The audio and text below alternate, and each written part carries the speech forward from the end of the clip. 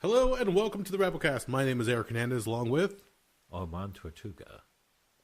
What? Ormond Tortuga. The fuck is that? It's one half of the Outcast Killers. Obviously. And on this episode of the Rabblecast, we talk about... I don't know what to make of that. Fuck you. You're welcome, buddy. Is this your new thing? You're just going to fuck with me every time? You don't know what's coming. Damn it! Just when you think you have the answers, I change the questions. Okay, fair enough. Do your goddamn intro. I will. On this episode, we talk about Captain Marvel, the 21st film, correct? 21st film from the MCU, Marvel and Disney? A fucking lot. I don't know. I never 21st, counted them. 22nd, somewhere around there. It's up there. And we talk about the nostalgia, the 90s, the story that they used for Captain Marvel, the de-aging of Samuel L. Jackson and Greg Clark, the fun adventure that Brie Larson took us on. So if you haven't seen it yet, spoilers, we're going to ruin it for you. We enjoyed it. We had fun. Picked out a few things here and there. And then we talked about some more of Avengers Endgame, which is coming up soon. And it wouldn't be an episode of the Rabblecast, like Doug said, without a small political rant somewhere here and there. Yeah. I had to get my shit in. Okay. Pardon my outburst earlier. That's okay. Not you. Oh. For the listeners. They were slamming on the table and everything else. We are brought to you by InsidePulse.com. You can find us under the podcast section. You can also find the show over at Rabblecast.libsyn.com. Check us out on YouTube, youtube.com/Rabblecast. Email us, rabblecast@gmail.com. Send us a tweet at Rabblecast. And make sure you check out the Rabblecast Facebook fan page. A lot of fun stuff. So if you have any Tumblr porn left, send us links to it. Although that's getting harder and harder to come by. I forgot about that. Yeah, it's true. Yeah. And those were fun days. That was like finding money on the ground. Or a magazine in the woods. No, you're telling me, brother. You can also get the show over at Apple Podcasts, on Google Play, or wherever you get your media. Download it. Take us with you on a car ride. Take us to the gym. Take us home. Take us when you go date somebody. I don't know. Take us somewhere. Put it on while you're sexing someone. Yeah, look, I don't get out that often anymore. I'm a father. I need some adventure. Because you can just take me somewhere interesting. Just leave me there. I'm becoming an angry, weird shut-in, so yeah, I probably need to get out as well. See, there you go. Just take us on the go. That's kind of weird. I'm done. I don't know what else to say. I can understand listening to music when you're boning, but yeah, listening to a podcast when you're fucking, that's just kind of... Yeah, I don't know about that one. I have to do some research. I've been told that I have a very soothing voice. I don't. People...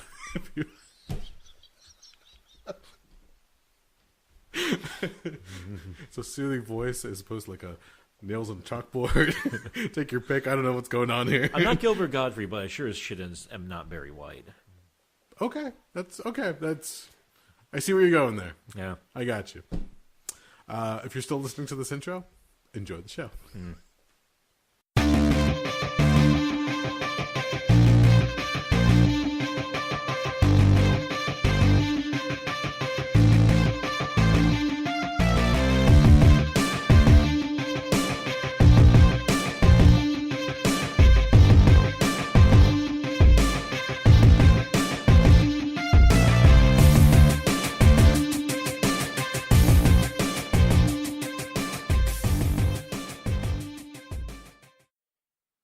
So, yeah, I think I'm going to enjoy my first heart attack.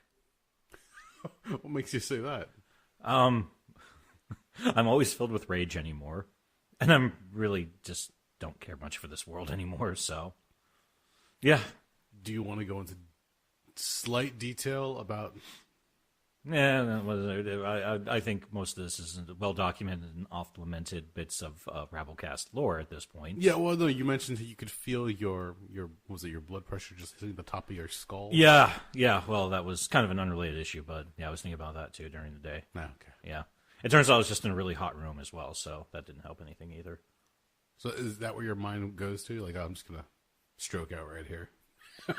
Actually, yeah, because my history... Both sides of my family, my mother's and my father's sides, both of them have a history of heart problems. And I lift and I smoke. So, yeah, I'm a ticking time bomb when you really think about it, man. The lifting isn't so bad. The smoking... That's really bad. Well, even, like, as little as I smoke anymore. I would say, how often do you smoke? Yeah, on a normal week, I'll have between 5 and 7 cigarettes. Really? I thought it was less than that. It's kind of a crapshoot. I thought like you reserved it for like certain occasions. It fluctuates. I've had Stress. Well, it's not only stress, but it depends on the weather. It depends on what kind of mood I'm in. It depends if I feel like hitting that stupid fucking vape I bought a ways back. I mean, sometimes I'll drop down a little bit. I hate to say it, but yeah, the summer months I tend to smoke a little bit more because it's more fun to go outside in June than it is in January. Do you smoke indoors at all? No. Okay. No, in fact, I So hate that smoking- rancid cigarette smell anymore. Smoking for you is an outdoor activity. Always. Okay. The only time I smoke indoors is at my one friend's house because he's constantly smoking. In fact, some days I wonder how he's still alive. Because all he does is smoke and drink. There are people out there that have some weird genetics where it doesn't matter what they do to themselves. I was gonna say I think he's gonna be 46 or 47 this year, so I'm kind of like keeping like a close eye. Like, so when was the last time you had a physical? And usually his response is, "Fuck that, doctors suck." Yeah, if you think I could be ornery, he's a number one. But yeah, at his house, yeah, it's basically I just end up chain smoking. So, but Okay. yeah, I try not to. Have you ever had a scare? Define scare. Like you doing some kind of strenuous activity and you're like, holy fuck, am I dying right now? Interestingly enough, if I go to lift, and this pisses me off because it's never used to affect me when I was in my early 20s, but you know, early 20s, what the fuck did affect you? True. Nothing. You were basically invincible for a hot second. But yeah, if I go to donate blood, the next couple of times I hit the weights after that, I kind of have to, you know, take it a little bit easy because a couple of times I've been doing it and to the point where, yeah, after I'd finished like a set of 8 or so, all of a sudden, like I start, you know that when you're getting ready to pass out, first everything kind of like loses its color, then you start getting that weird tunnel. Yes. Yeah, everything kind of goes gray a little bit, and I was like, okay, we were just on the path to passing out. So let me drop the weight down a little bit. Let me take a little bit longer of a break between sets. Let me kind of dial it back a little bit. Does it get to the point where like you see like little stars, little speckles? Actually, yes. Yeah, That's happened a couple of times. that's fun. Yeah, and it wasn't like I was doing anything crazy. I was like deadlifting like 200 pounds, which that's if you're doing your body weight on deadlift, that's nothing special. Not related to heart attacks, but I remember, or blood pressure for that matter, when I was younger, going to school, you know, you'd get your lunch money and you could buy whatever you like, whether at the cafeteria. And when I was going to high school, they actually let us out, so I'd walk down to the local 7-Eleven. Which that still blows my mind when you tell me It's that. fucking awesome. Yeah, fucking A. I believe we were the last senior class that were allowed to do that. From there on, I think they put some more restrictions on it. But what I would do is the 7-Eleven wasn't far. It was a few blocks away from the high school. So if you timed it right, you can get out there, get some food, eat it while there, or just hoof it back, eat it and drink whatever you have. So it's usually like a Slurpee or a hot dog or nachos, whatever you could at that point. Yeah. But what I would do every now and then, taquitos. I would try saving up my money for other shit that I wanted to get, whether it was comics or the arcade, whatever the case is. I would save up my money. And one day I remember going to the store with my dad after school, and I walk into an aisle. I'm like, hey, that looks cool. And I just fainted. Really? I went to go, like, fall, but I caught myself, like, just before I hit. I'm like, what the fuck was that? And I look around. Nobody saw me, thankfully. Yeah. So I get up. I'm like, okay. But I remember seeing little sparkles. Yep. I'm like, that's kind of weird. And once again, as I was going, I think I was going around the house. Same thing happened where I was like going up the stairs, and all of a sudden, the same thing. I just started getting this faint feeling, and I just started to become lethargic. I'm like, oh, you're a fucking idiot. You're not eating. Yep. That'll do it that'll do it quicker than a hiccup, boy. Here's the thing, though. I'm a big guy. It's Yeah. not like I was losing weight. It was just like, oh, nothing's changed. You're just not eating. I mean, I kept, drinking water or juice or soda, whatever it was at the time. But just lack of actual food got to me for a while. I'm like, oh, fuck. Like, it sounds weird and dumb, but there are times where when I stop working a job, your normal routine of, drinking water from the cooler or whatever they have available for you at the job, you can go fill up a cup or fill up your water bottle, and you're fine. You can have some water throughout the day. When I left the job, I didn't have that, so I didn't think about it. And all of a sudden, I'm like, why is my stomach all fucked up? Why am I feeling weird? I'm like, oh, fuck, I'm dehydrated. What the fuck's going on with me? If I don't have, like, a set routine, I forget to do certain shit. No, I'm the same way. That's one of the things I like about work. It keeps me it keeps me on that good, strong schedule because I've sometimes on the weekend, like middle of the day, I was like, man, I've got a bitch of a headache. And I go to take a piss and it looks like a fucking, like a highlighter's coming out of my dick because it's neon yellow. And I was like, oh, I'm fucking dehydrated as fuck. Not only that, but your dick has malaria. Yeah, well, you know how it is when they say if your piss isn't relatively close to clear, then you're already dehydrated. So yeah, if you come out like bright neon yellow, yeah, you're already hurting. And you just don't realize it yet. It gets weird sometimes. It's just like if you don't stick to that routine, or like if you have a set routine, like me, I can tell you right now, in the morning I have a cup of coffee. I have at least one big, I can't even call it a mug. I don't know. It's like this big tumbler of water. I feel it was like 20 ounces. I think it's at most. I down that in the next half hour, something like that.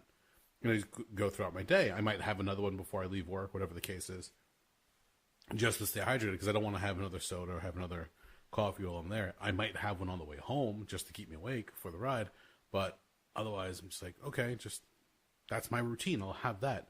On the weekends I don't do that, and every now and then I might wake up with like a caffeine headache because I don't have coffee on the weekends. Yeah. And it just like throws me off. Why is it? Oh, it's Sunday and I'm 2 days without coffee. Weird. Yep. It sucks, but just like before coming over, I went to go pick up a soda, and like I just need something because one, I'm tired. Yeah. This week already has been a bitch of a week, and we're only on Tuesday. Yeah, that's not a good sign. And it's not going to let up until Sunday. Nope. So I figured just grab something real quick, something so I can have. But at the same time, I want to sit here and like keep opening up a soda, and you keep hearing the little tss every time I open a bottle. So I'm just trying to hide it. So now you know. A couple of weeks ago, I went to. I may have told the story on here. I don't remember. I went to. It was in the Allentown area having dinner with a friend of mine and his wife, who's also my friend. I don't know why I chose to qualify it like that. Okay. But we're going towards the restaurant, and my friend, she's driving, and her husband, my other friend, I flipped it around there. You see? Got you. Reciprocal. Okay. He was in the front passenger seat, and I was in the back. And we're talking, and we were having a very weird conversation since she has some weird issues with her reproductive system, but she's really open about it, and she just talks about it. Okay. And I'm oddly fascinated, so I'm asking her questions about it. And her husband kept saying, he's like, man, I feel weird. And I was like, oh, you're just being a pussy because you can't handle hearing this shit because you're a lightweight. But then we get to the restaurant, and we're getting out of the car, and he goes, guys, I really feel weird. And I was like, just come into the restaurant, have something to drink, have some food, you'll feel better. You're probably just hungry. So we're walking in, and all of a sudden he was like, guys, I really, really feel weird. And I looked back at him. I was like, come on, man, let's just go eat. And I saw him. First he did that. He kind of stood there, and he kind of just slumped while he was standing. And I'm like, oh, fuck, he's going down. No shit. Yeah, and I was a couple feet away from him, and I tried, like, lunging at him, trying to, like, grab his shirt or his coat. But I couldn't make it in time, and he went down, and you know that sickening sound of a human head bouncing off asphalt? Yeah. Yeah, God, that sound just grosses me the fuck out. Oh, fuck. And the creepiest part, too, I fucking jumped down next to him, and I'm looking right at him, and I'm yelling his name at him.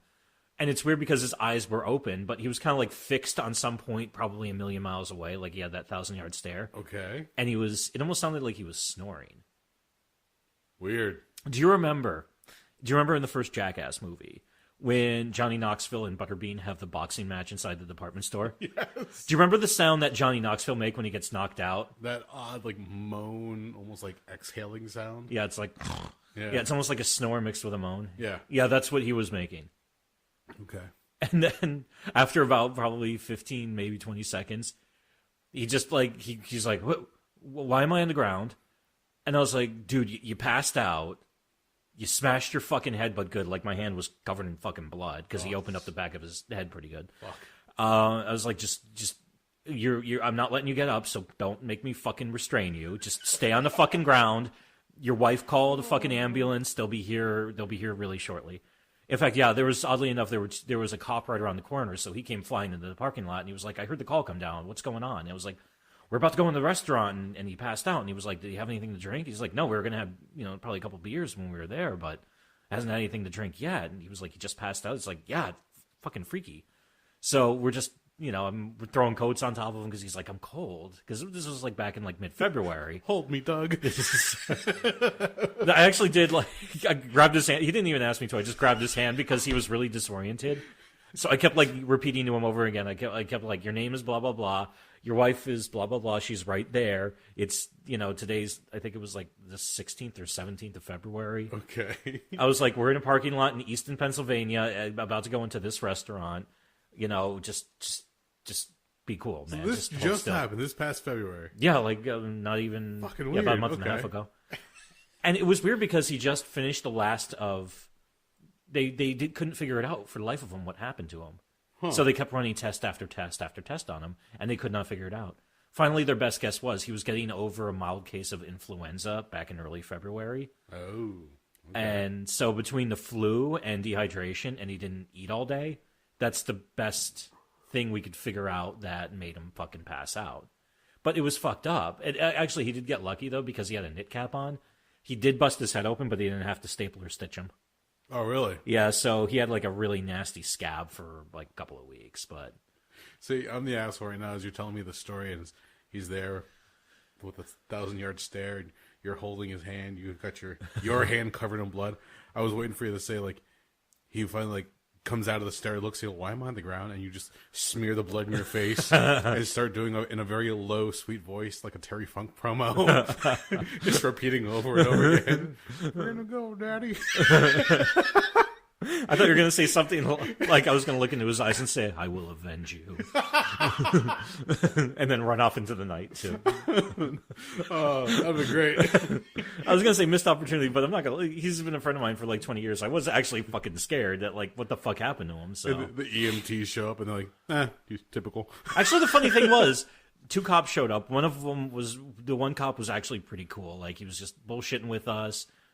He was just like helping out with everything. He was like, listen, do this. And it's like, we saw like the blood all over the place. He's like, you want me to get you a pair of gloves? And I was like, I know he's only fucking his wife, so I'm not worried about nothing. I said kind of, and stuff like that. Then like another cop who looked like he was about 12 showed up and he was not really talkative. But then the 2 fucking people from the ambulance were fucking cunts. Really? Yeah, they both just acted like fucking dickheads. Okay. I don't know what the fuck their problem was, but. That's a shame. I don't know. I have been told a lot of people who work for ambulance crews, they get paid shit. Yeah. And they have to deal with crazy shit all the time, so that might have something to do with it. I had a buddy of mine, the last place I worked at, he used to be an EMT. And I always asked him, like, you ever consider going back? He goes, no, because even the bullshit that I put up with here is a lot better than what I used to put up over there. I was going to say, which one has more training, an EMT or a paramedic? I don't know. I don't know what differentiates the two. I know there's different certifications. I just don't remember which is which. I think that's what it might come down to. Okay. But he said, look, I've had people shit, piss, and throw up all over me. And, yeah, you just after a while, you can't get paid enough to do that shit. No. I mean, yeah, you're saving people's lives and you're helping people. But most people don't even want to talk about that these days because the ambulance ride alone is so fucking expensive. Yeah. That they'll fight you tooth and nail sometimes just to get onto the fucking gurney.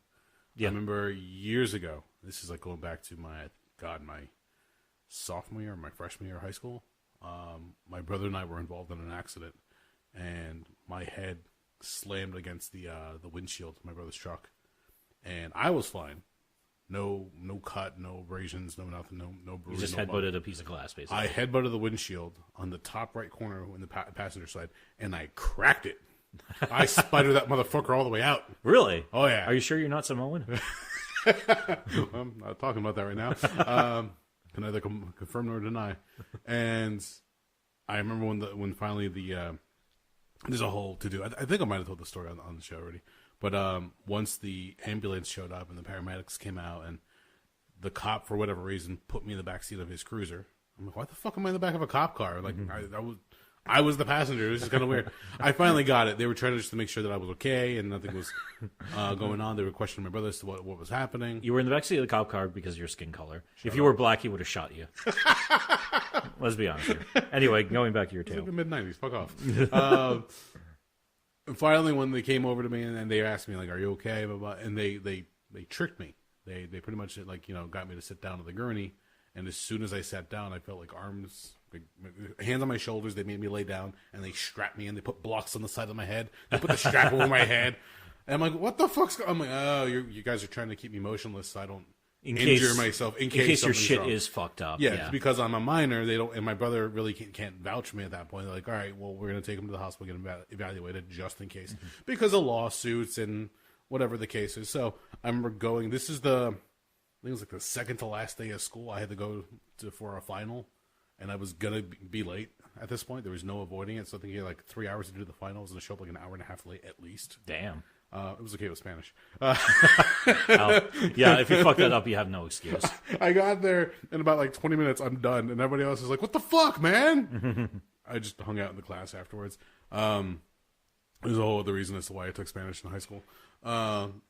Lazy bastard. No, not lazy at all. Curious because the Spanish that they teach in school is not the same kind of Spanish I was learning at home. Oh, it's more the Spanish from Spain? Correct. Oh. Which I got curious to see what was going on, because I remember when I was in middle school, you had to take Spanish class. You didn't have a choice at that point. But when you get to high school, you have the electives you can choose. Yeah. When I saw that, I was kind of curious about the whole thing, and yeah, that's what they pretty much teach you. So a lot of the dialect that I have isn't what they teach you in schools. A lot of the curse words that I had are not the ones that kids were learning in high school. Nice. So I was like, all right, it's kind of weird. But I remember going to the hospital, and they gave me the gown and everything else. And at this point, I'm like, can I just go? Mm-hmm. Like, I'm fine. I kept checking my forehead. There was nothing on there. There was no bump, no nothing. And they're like, oh, no, we just got to make sure that you're okay, that there's no lasting effects or anything. I'm like, look, I understand. I smacked into it. And the cop asked me, he goes, so were you wearing your seatbelt? I'm like, yeah, I was wearing my seatbelt. We were going through. My brother hydroplanes, and because he was hydroplaning, he rear-ended the car in front of him. It was just a rainy, shitty day that morning. And I thought we were done. So when I go to take my seatbelt off, I thought everything was okay. And then all of a sudden the car behind us hydroplaned and slammed into us, which then my head goes flying towards the windshield. And he goes, okay. I wasn't wearing my seatbelt. I knew exactly what the cop was fishing for. So I was like, no. What do you think he was going to try to give you a ticket for not wearing your belt? Not me. I thought he was trying to get my brother, because I was not of age at the time. Oh, okay. And my brother was the one, because that morning I think we were driving to go pick up my mom from work. She was working an overnight shift, and it was just like this whole like sequence of events that could have been avoided, I guess, in some shape or form, but it played out the way it did. I just remember that when I got to my final, one of my classmates said, oh, that was you on the side of the road? I'm like, fuck, why didn't you pick me up? I'm like, well, it was an accident. We're on the opposite side, and we couldn't get over. I'm like, fuck off, whatever. But it was this whole to-do. I was afraid everything was going to get all fucked up, but thankfully I got there. My teacher was cool with it, and he even looked at me when he walked in. He goes, Senor Hernandez. Go ahead, go to it. He knew exactly what I was doing. There was no big deal. I passed with flying colors, obviously.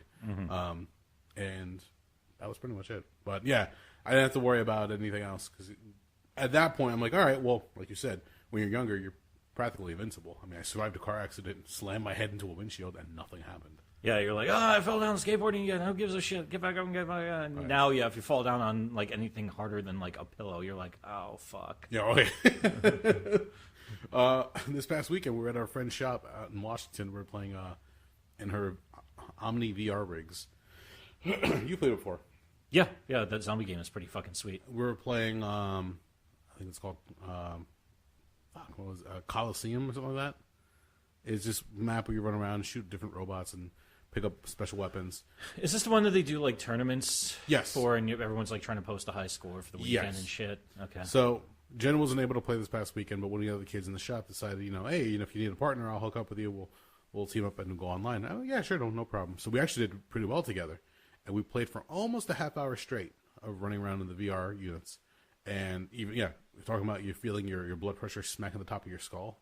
Like, I felt my heart pounding in my chest. So I look at my heart monitor on my watch, and it spiked the blood pressure up high, the heart rate. I'm like, oh shit. I'm like peeking out here. And he goes, are you okay? You sound kind of tired. I'm like, I'm a little tired, but I can keep going. I'm pretty sure I'm all right. Because you're sprinting for almost like 3 to 5 minutes, depending on the rounds. It's not that big of a deal. You can, because you're not really running. That's the thing. It's just that you're doing abrupt movements. Yeah. So it's simulated running. It's not so bad. You're doing quick turns. And that stupid thing they put around your waists that keeps you like in the rig. Yes. That thing does not make breathing easy, so that doesn't help shit either. No, it's like getting a hug from like a large uncle. It just constricts your breathing. Yeah. It just does not allow you. And then for me, I had to like readjust, because every time I would run, I would like sink down a little bit, so it would like slide up a little bit on my stomach. Yeah. So it's like start hitting my ribs, and I would like prop myself back up. whatever the case, I was fine. But at the same time, I'm like, wow, I'm getting older because this type of activity would not have fazed me like maybe 10 years ago, not even. But now that you're not as, at least for me, I'm not as active running around as much. Having that level of activity just squashed into a small half hour, I'm like, oh fuck! I pretty much did like a day's workout essentially, but now it's all compacted in this quick game, going back and forth. I'm like, all right, this isn't so bad. We did decently. I don't think we really placed that high. There was other kids like putting up ridiculous scores, but they're much younger and much faster. Yeah. So I was like, all right, it was fun. Got to enjoy myself. But I don't know. What'd you do over the weekend? Nothing. Nothing. Oh, let's see. I went grocery shopping, cleaned my car, took a bunch of stuff to Goodwill, went to the bank and put some stuff in my safety deposit box, did some more cleaning, ran laundry. Oh, and Sunday night I went to go see Captain Marvel. Hey! I was going to say, I'm going to make you wait for it. I knew you were your motherfucker. Well, speaking of the 90s, we can talk about that. What'd you think of it?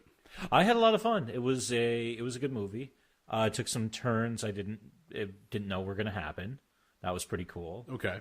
But then again, that character of I almost said Carol Marvel, Captain Marvel. Yeah, I never really knew anything about.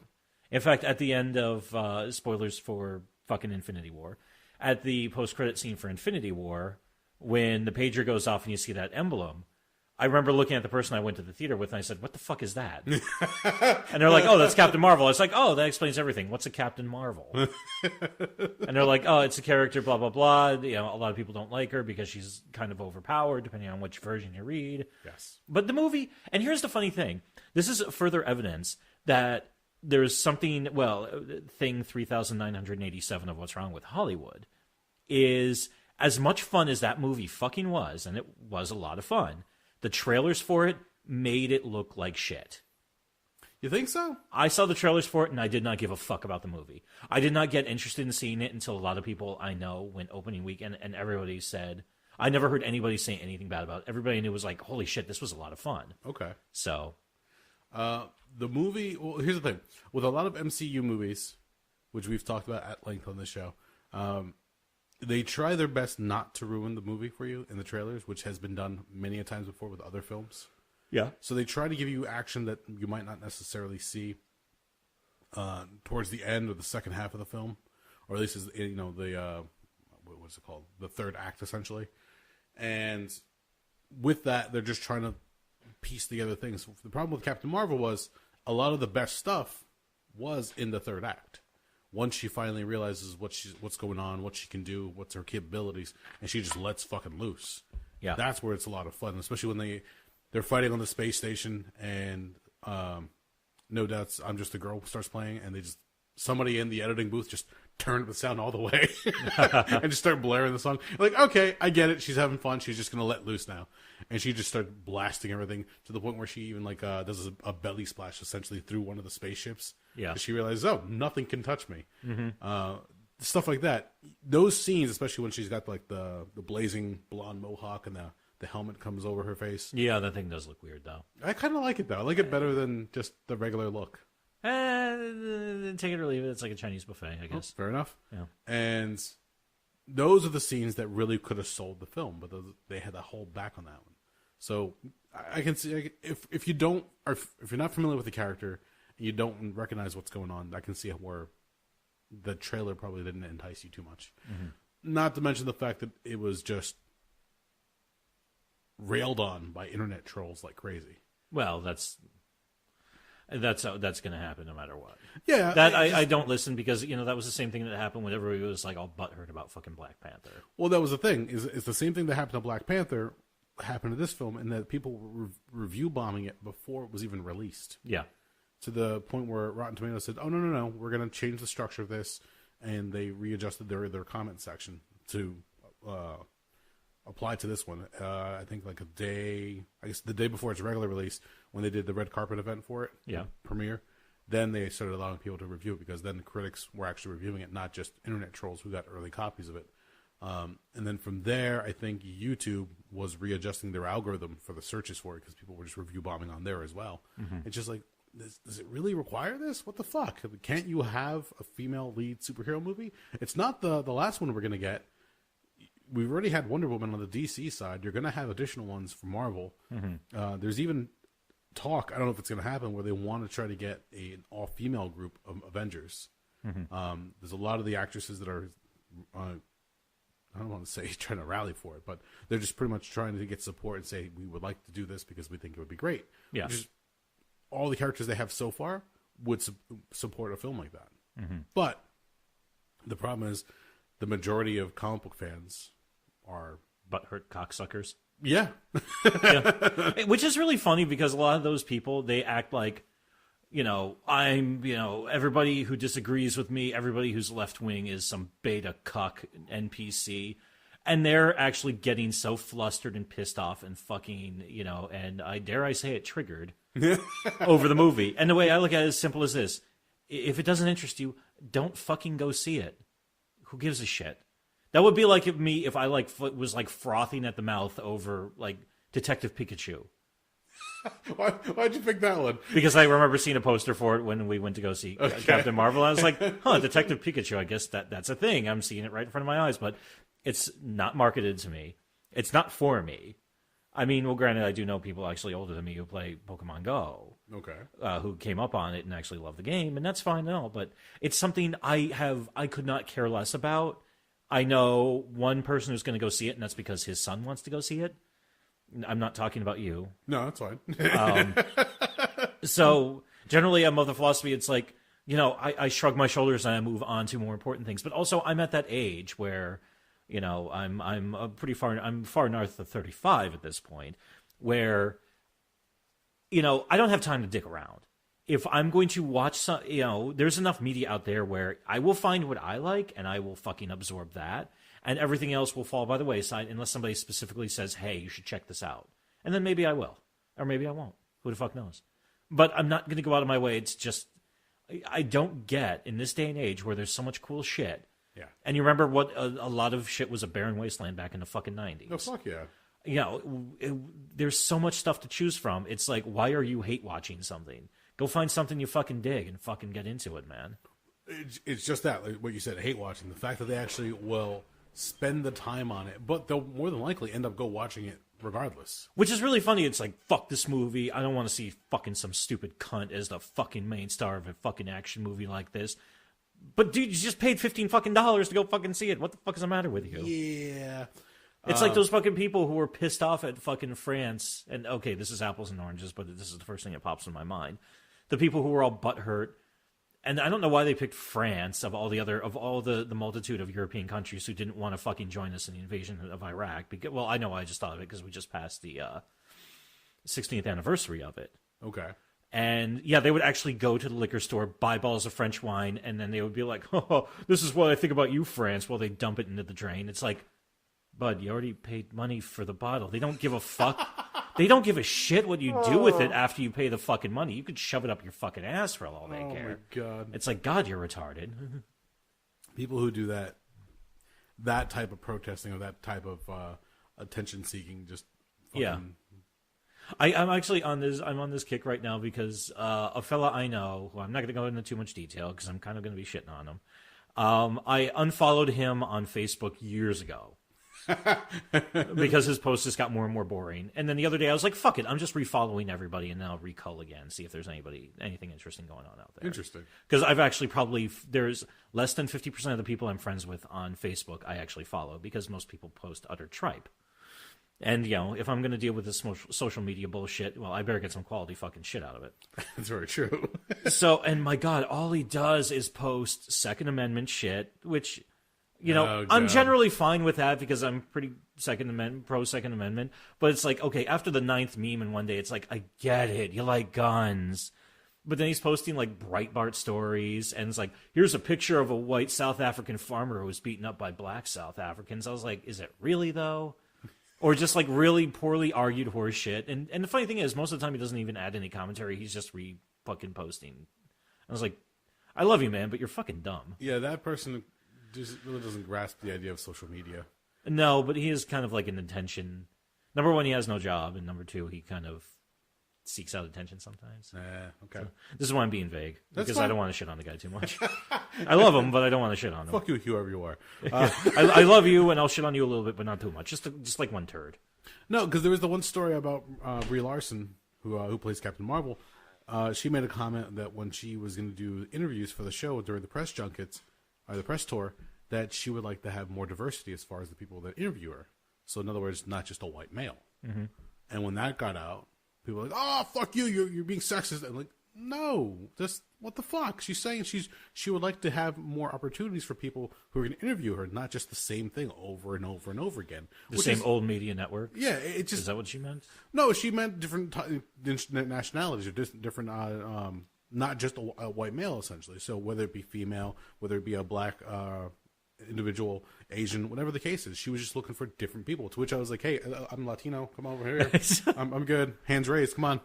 Which is funny because that's the kind of thing that she would notice, but more often than not nowadays, the interviewer is not even on camera. So from that right. view, I don't even think about it. Truth be told, but if it's like on a talk show or a morning show kind of thing, or if it's a radio interview, whatever the case is, yeah, that's true. She's right. You get to see a lot of the same interviewers, at least a lot of the same types of. They pretty much all blur together unless there's some kind of gimmick or other thing involved. So, okay, she just made a comment saying she was looking for a little bit more diversity, not just the same shit over and over again. Those were taken out of context, and people were attacking around that one. Of course. The movie was just being attacked because, again, it was the first female lead Marvel movie. Despite all that, it did fantastic. Well, that's the thing. The vast majority of, there will always be, like, angry, unhappy shitheads out there. But they're, unfortunately, the double-edged sword of the internet. They have a voice because of Facebook, Twitter, blah, blah, blah. But there's still tons and tons of people who are going to go. I was actually surprised. We went Sunday at like 8 o'clock, and there was only a handful of people in the theater. Well, I figured it would be packed. It's in its, you went on its second weekend at this point? Either second or third. I'm not sure. Okay. I'm not sure how long it's actually been open. But for the movie itself, did you go locally or did you go elsewhere? I went locally to the Manville Theater because they got the fancy chairs now. Well, none of that, but also remember that for them, they have reduced their seating as far as the theater because those chairs, they spread out a little bit more, so you're not on top of one another as much. Which is awesome because, the old theaters, my God, what did we have to subject ourselves to for so many years? What did we allow ourselves to sit in for the longest time? It's like, oh my God, now I'm like laying in a recliner with a little tray in front of me. I was like with my iced coffee and my fucking protein bar, and I'm like, I feel like a goddamn king right now. But besides all the trolling and all the internet interview bombing or review bombing, the movie itself was a lot of fun. Oh, fuck yeah. I had mentioned to you before that it was a little bit of a love letter to the 90s because that's what it was set in. Oh, yeah. So when you saw, like, right off the get-go, as soon as she crash lands back on Earth and she falls through the ceiling of a Blockbuster. Yep. You're like, I remember those. And I think that, if I remember correctly from what I read, they actually used the last remaining Blockbuster location to film the one in Eugene, Oregon? Yeah. Okay. And they had fun with it because she walks through the aisles, you see all the different boxes of VHS tapes. They purposely reloaded. They put out VHS tapes because most of them now are just straight up DVD. Oh, yeah. So it was funny because in the background, I was like looking closely. Just to see what you could find? Yeah, and there was like, I picked out like 5 or 6, like just on like the rough outline and shape because they were a little out of focus. I was like, I know that one. Like I think I was mumbling to Holly. It's like what movies they were. And I was like, yeah. Well, she even picks up the one VHS tape that she picked up is The Right Stuff. Yeah. Which was the Air Force. Was it a documentary? What was it? It was a dramatization of, I can't remember what test they were doing, but it was something for flying higher, flying faster, something like that. Experimental shit, so we can't guarantee your safety. Yeah, just showing the jets and what they're capable of. Yeah, I don't remember the exact details of it. I've never watched it, and I don't remember anything off the top of my head. Okay. But yeah, I remember it was like a lot of that kind of shit. So when she unloads one of her blasts because she thinks like somebody's coming up on her, it's right through a True Lies standee. Yes. She just takes out Arnold Schwarzenegger. I only realized it because I saw Jamie Lee Curtis on the side of the standee. I'm like, oh, I know what that one is. So like those little things right there, like, all right, we're setting the atmosphere, we're setting the scene, we know where she is, and from there, they just kept throwing the little things at you over and over again. Which is funny because getting to the flip side of the equation, there were some people saying it's like, oh, this is the movie taking a stand against sexism and racism. And I'm like, the what now? And they were like, yeah, if you go back and watch True Lies, apparently it's sexist, it's super misogynistic and kind of racist, but that's a movie I haven't watched in 10 to 15 years, so I don't remember, and I remember liking it when I saw it in 1994. It was fun. I remember that. Yeah, I don't remember that. I don't know. I remember there was some questionable shit in it. I know I think that was the set that Eliza Dushku, when she was underage, got molested by one of the stunt coordinators, I think. Unfortunately, yes. That's from there. Some scummy shit. But that was also one of the things where it's like, I don't know what the fuck to tell you. I don't know. But, really? I didn't... I don't. This was an article I read on Slate, so take it for what the fuck you want. Okay, you know. fair. I kind of read it, and I was like, I'm going to file that, and that's kind of useless information. Okay. From there, you get to see when she's making the phone call on the payphone after whatever she does to it to rig it up so she can actually use it without paying for it. Yeah. You see all the posters for all the different bands on the wall. Yeah. So I know you saw the Smashing Pumpkins. Bush. I can't remember some of the other ones. But yeah, there was a whole bunch of different ones. If you're like, oh, I know that band. I know this band. I remember that era. When she goes to the bar, you get to see... there's the Street Fighter cabinet sitting in the corner. Street Fighter 2 Championship Edition, if you will. Sorry. Yes. The one guy, she steals the bike so she can actually get around town. She steals the jeans, the flannel, the leather jacket, and the 9 Inch Nail shirt. Yes. Which apparently was a knockoff 9 Inch Nail shirt. Because the guy who created the logo for them went on social media to bitch and moan about it. He goes, that shirt fucking haunts me. Because everybody would fucking bootleg that shirt. You can tell by the border around the NIN letters, because the border is supposed to be a certain thickness, and you can tell by the thickness in that movie that they used a bootleg shirt to recreate that shirt. Really? Yeah, I didn't. I had little attention to detail, and the guy's like, "That shirt will fucking haunt me for the rest of my days." Actually, the thing that jumped out at me about that shirt was I remember saying to myself, it's weird that it's a white shirt. Because I remember the 9 Inch Nails logo on lots of shirts, but they were always black. Yeah. Or maybe in some cases like a weird like darker color, but not white. So yeah, I don't know exactly what the idea behind that one was, but it lent itself to be used in the 90s. You're like, all right, that's around the era when they were like was starting to hit big. But for that one guy to go out and say, I created the logo for that band, and that shirt fucking haunts me, and they used it in this movie, and it pisses me off. Do you remember the guy's name? Because I actually thought Trent Reznor designed the logo. I don't remember the guy off the top of my head. It wasn't Reznor specifically. Okay. But I remember the ranting and raving about it as he talked about it, because it almost seemed comical in a sense. Like he thought he was done with it, passed, you don't want to worry about it anymore. You can get the shirts anywhere. But now they used it. Sell them at like fucking Macy's now and shit like that. But somehow it popped up in a movie years later. Now it still haunts him. From there, not to mention the fact you get to see a younger Samuel L. Jackson. Yeah, that was wild. And a younger Clark Gregg. Yeah, Agent Coulson. That one threw me for a loop. Really? Why is that? Because I knew they reversed aged Samuel L. Jackson for the movie. Because I knew they gave him the same treatment that they did with Robert Downey Jr. for Civil War. Yes. But I didn't know. So when Coulson walks up and he's reversed age, I was like, whoa, I was not expecting that. That's weird. That one kind of caught me with my pants down. Somebody had said that Samuel L. Jackson looked really good as far as the de-aging process. Yeah. But Coulson, for whatever reason, looked plasticky. Like you could tell that it was a little bit less refined. He did look a little bit like a model who has had some work done. Yeah. Well, the only thing I can think of, this is the first Marvel movie where they have actually used that entire process throughout the movie. Yeah. Because up until now, Robert Downey Jr. was for one scene when he's reenacting his last days with his parents. Yeah. With Michael Douglas, that was only an opening scene in Ant-Man, or what was the other one that they did not too long ago? I don't remember. Guardians 2 with Kurt Russell. Oh yeah. When he's in the car, like it's a blend of CGI and makeup effects. So they try to make it work as well as they can, but they only know that they're doing it for a few scenes, so there's not much they have to worry about because you're only going to see it a little bit unless you go over and watch it again and again. Here, I figured what happened was Samuel L. Jackson, they had to de-age him and make it look good because, well, he's going to be in the majority of the film. He's going to be essentially Captain Marvel's sidekick throughout the adventure. Mm-hmm. Coulson's character, you saw him less because he was the rookie still at that point. Yeah. And you weren't going to have him on screen as much. So I'm thinking, and this is just my speculation, is that being that you didn't see his character as much, they just said, okay, we don't have to put as much work into it. Yeah. Make it look good, but you don't have to worry about the refined details. Yeah. Only spend 30 hours on that, not 60. You paid millions of dollars. Congratulations. it was fun to see the movie play out the way it did. What I wasn't expecting was the slight twist on the bad guys. Yeah. I knew Jude Law's character was going to have a twist to it in some shape or form, but I wasn't expecting the Skrulls to have the twist that they did. They've been predominantly the bad guys when it comes to Marvel comics. That's what I thought, yeah. And I thought that was going to be like pure and simple. They were just going to go straight forward with that story. But when they twisted on you, and if you haven't seen Captain Marvel at this point, so spoilers, here it comes.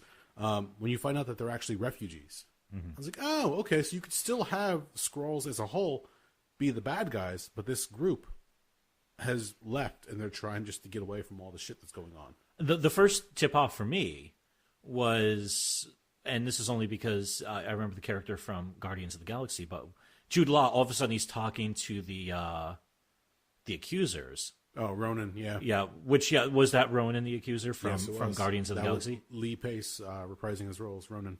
Okay, yeah, when they talked to him, I was like, oh, he was the bad guy in this, and he's like kind of like a religious fanatic psychopath. Yep. And I was like, oh, shit, where the fuck are they going with this?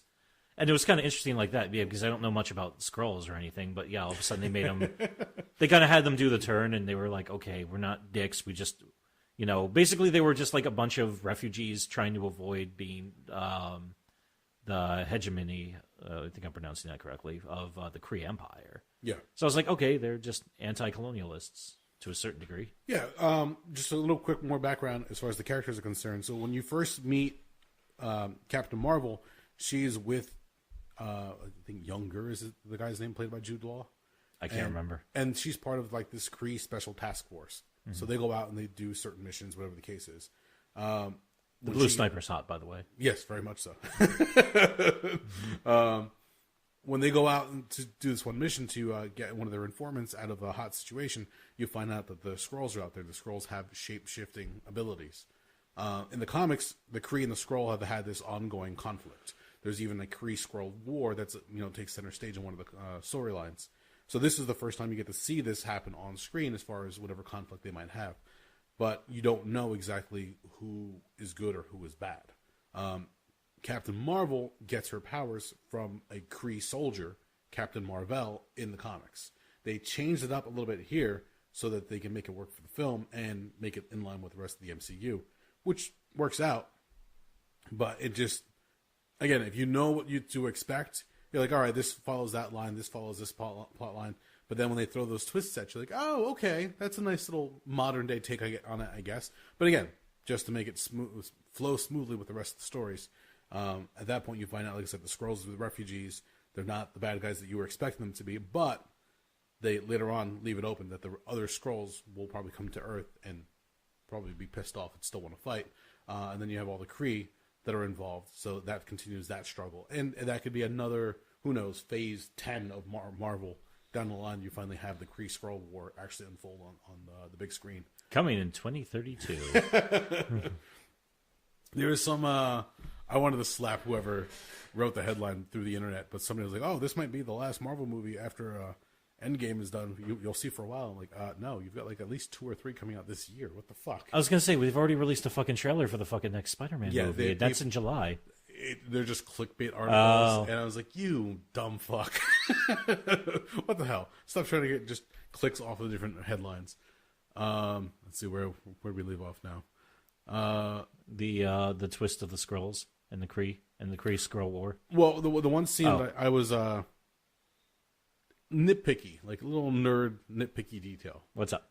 When they finally get to the secret compound where they're researching whatever Pegasus is, and Fury tosses her the hat, and she goes, what's this? He says, oh, it's the SHIELD logo. He goes, oh, you just wear the logo of your super secret organization on a hat? But up until that point, they don't have the name SHIELD necessarily. They don't have the acronym itself. Because if you remember in the first Iron Man movie, when Coulson meets with... Pepper Potts? Yes. And he says, we're the Strategic Homeland Espionage and something logistics division. Yeah. And she goes, oh, you should probably shorten that up. And he goes, I'll make a note of that. They coined the term SHIELD in Iron Man. Mm-hmm. At the closing scenes of that, he uses that word. So for them to use it in Captain Marvel, it's just like, they quite haven't used it yet. So why are they using it now? That's kind of odd. But Fair. Okay. again, little nerd nitpicky thing. I didn't even realize it until much later on. I'm like, well, that doesn't make sense. I will say this. Maybe the SHIELD name and acronym had been around for a while. And when Coulson said that to Pepper Potts, and she was like, you probably should shorten that, maybe he was just, giving her the blow off. Because he had to have something to say back to her. It's possible. They've had things set up before. Another one is Fury's Eye, which was set up to be like this super cool story that was told in Civil War. Like, well, the last time I trusted somebody, I lost an eye. You're like, oh, Fury had like this epic battle with somebody, or some weird mission went down where he lost an eye trying to get out of the situation. No, fucking alien cat scratches him in the face. Please, it was a Flurkin. Flurkin, that's it. It was a Flurkin. In the comics, the Flurkin was Chewie, named after Chewbacca, but they said, oh, for the movie, we're going to call you Goose, because it follows Top Gun. So we're going to stick with the whole Air Force theme and go with that. I'm like, all right, again, works out. Kind of weird, but people were making the jokes that, the galaxies on Orion's belt, using the whole Men in Black analogy. Oh, yeah. The funny thing is, actually, when the Flurkin, starts eating fucking people. Well, it almost, remember the scene where in Guardians, when Groot stabs everybody with his branch fingers, yeah, and just starts slamming them all over the place. It almost felt very similar to that, because in the hallway, the cat's on one end, here come the bad guys, and all of a sudden the cat just blah.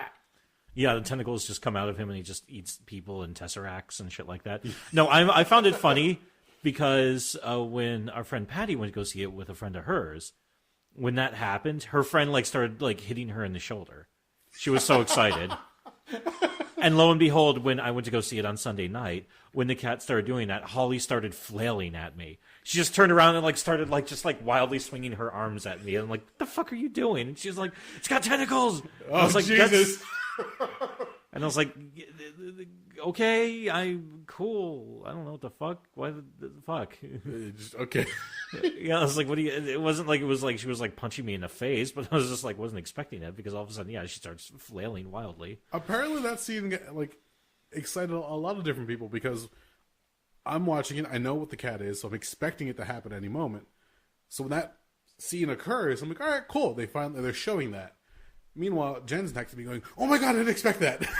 No, I didn't expect it either. It caught me off guard. But I knew they were building to something, yeah, because of how the Skrulls kept reacting to what I thought was a cat. It also was kind of like a cat, yeah. Yeah, it was also funny because, yeah, you see Nick Fury, Mr. Badass, his secrets have secrets. He's done some shady shit you don't fucking know about, and he starts just making stupid talk and hello, Mr. Yeah, how are you today? And giving it and playing with the cat. And then, yeah, and everybody else is freaking the fuck out. It's keep that fucking thing away from me. Yeah. And I was like, okay, something's going to happen here. Yeah, it was a nice scene, especially with everything happening. It just seemed weird, because I think part of what bothers me, and bothers a lot of people, in fact, is that the Fury that you see in Captain Marvel doesn't quite add up to the Fury that you see in, let's say, at the end of Iron Man. Well, it's also 13 years later. And he's gone through some shit. But see, that's the thing. What really happens between then and Iron Man? Coming the summer of 2026. I guess so. The story of Nick Fury, 1995 to 2008. What I did on my 13 years before Iron Man. He lost his hair, got really cool outfits, and just became a terrifying badass. Because in Captain Marvel, you realize at the end of the movie that he's essentially writing a desk. Yeah. He's writing up his report, and that's where they unveiled the idea of the Avengers Initiative, because he was calling it something else at first. I think he called it the Defenders Initiative. Something along those lines. Yeah, it was something that sounded weird. When he saw the call sign for Captain Marvel's jet from the Air Force, he goes, oh, okay, we'll use the Avenger. And that essentially would just be an homage to her, essentially. Which, again, nice touch to bring her in. But he rides a desk for the time being, and then later on he becomes this super secret spy with the cool trench coat and the eye patch. And he's just like, what the fuck happened between Captain Marvel in that time period that made him go off the deep end so much? Because at that point, you're right, he's more low key, more secrets, clandestine, and just got this air of mystery about him. And this one, not so much. He's just a little bit lighter, which is nice to see. No, it's a guy who, I mean, he even talks about in the thing that he left the army as, I think, a colonel or a lieutenant colonel. he got into the spy game, and still guessing by like the trajectory of like the approximate age you can figure him throughout the MCU's history. That he's probably still relatively new to it. So I mean, you think about working for the CIA or the NSA, or I'm sure there's things even more secretive than the fucking NSA out there, and sections of the NSA. I mean, nobody really knows what the SAD and the CIA does, the Special Activities Division. Don't forget about DARPA. DARPA too. DARPA, Rand Corporation. All I know about SAD is they recruit directly from U.S. Naval Special Warfare DevGru, colloquially known as SEAL Team 6, and Delta Force, the ultra-secretive division of the U.S. Army Special Forces, a.k.a. the Green Berets. So. I'm pretty sure with that string of all those groups that you just mentioned, we're now on a government watch list. We already were. between my let's just say eclectic taste in pornography and my love of military flowcharts, I'm pretty sure somebody's watching me somewhere. There's a mashup nobody ever asked for. Shit gets weird at 3:00 in the morning. Okay, fair enough. And I did have a quibble with the movie. Okay. And here we go. And like I said, this is a very minor quibble, but I'll bring it up anyway. So that was supposed to be set during 1995. Yay? 94, 95, we're in there, yeah. Okay, it had to 95. So for the songs I was able to pick out, so they played Waterfalls by TLC. Okay. Which that single, that came out in 1995. That's cool. Okay. What a Man by Salt and Pepper, which came out in 94. We're good. There were 2 REM songs. Man on the Moon, which came out in 93. Fine with that. I can't remember the other one. I think it was Crush with Eyeliner, which came out in 94. Cool with that. Now here's where it gets a little bit tight. Uh-oh. So they played Only Happy When It Rains by Garbage. I can excuse that because the Garbage's self-titled album that had that track on it came out in, I think, August of 95. I'll let it go that it wasn't released as a single until the following April of 96. Okay, keep going. No Doubt, Tragic Kingdom, which had Just a Girl on it, came out in October of 95. And I'll still excuse that one. And once again, that one didn't come out as a single until the following spring.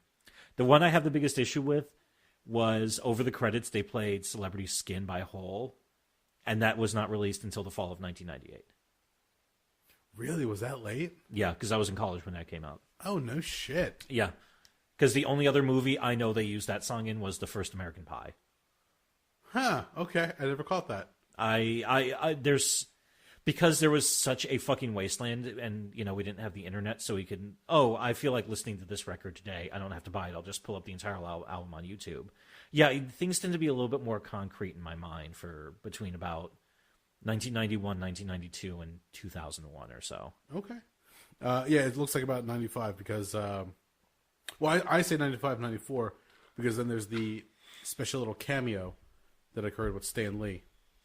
Oh yeah, fuck! I forgot about that. The fucking Mallrats thing. He's on the bus and you could hear him repeating a line over and over again.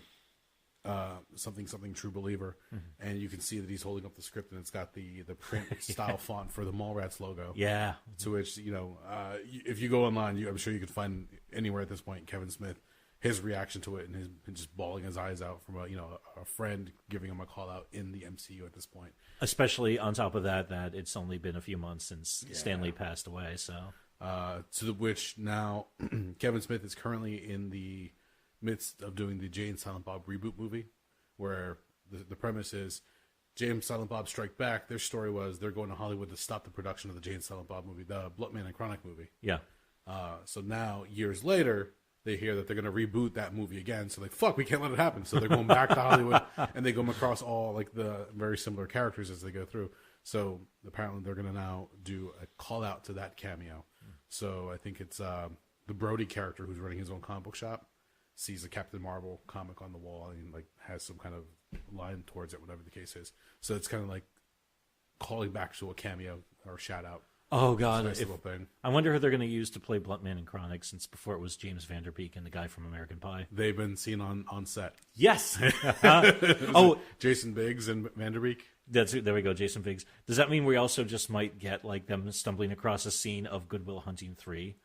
That would be amazing. Honestly, for the longest time, if I needed to pick me up, I would go watch that scene for Good Will Hunting 2 hunting season, but not the actual scene from the movie, the blooper scene, because apparently Ben Affleck fucked up that scene like 20 times. Every time they'd like turn away and huddle down, and you have to go, what are we going to do, Will? In that really goofy voice, every time he would fucking just completely just fuck it up and start laughing. You've got that one, then you've got the one where they're running through the horror set with Shannon Doherty. And you've got was it Wes Craven in the background just counting money? Like, not right now. No.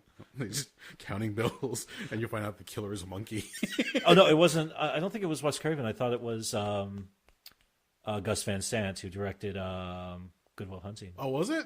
I can't remember. I haven't watched Jane Silent Bob in a while. I figured it was Wes Craven because it was they're spoofing Scream. It very well could have been. Like I said, it's been a hot minute since I've... You have to go back and watch that one. Honestly, I don't think I've watched that in like 15 years. Wow, it's been... See, every now and then, thanks to streaming services, I'll just find a Kevin Smith movie every now and then. Like, I can't tell you how many times I put Clerks on in the background, and just go about doing chores around the house and just come back and find a funny scene and keep working on stuff. Well, it's if you really wanted to get painful, that movie's... Oh no, here we go. That came out in August of 2001. So yeah, August it'll be 18. Yeah. Fuck. Yeah. Damn you. 18 years, motherfucker. If I'm going to feel that pain, you're going to feel that fucking pain. Jen and I were having fun with Captain Marvel because of all the, not just Street Fighter 2 Championship Edition, but all the little call-outs for some of the other games that you get to see. So you got to see Space Invaders Pinball.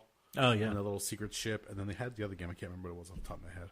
But just to see coin ops, we're like, oh, we played that game, and to see that she grabs the machine at one point, just slams it over somebody's head, like, oh, that's awesome. I was gonna say, my God, to the right collector, that's a $15,000 fucking pinball machine. God damn it. Well, I heard Jen cringe when the pinball machine came crashing down. I'm like, sweetie, it was probably a rebuild. Relax.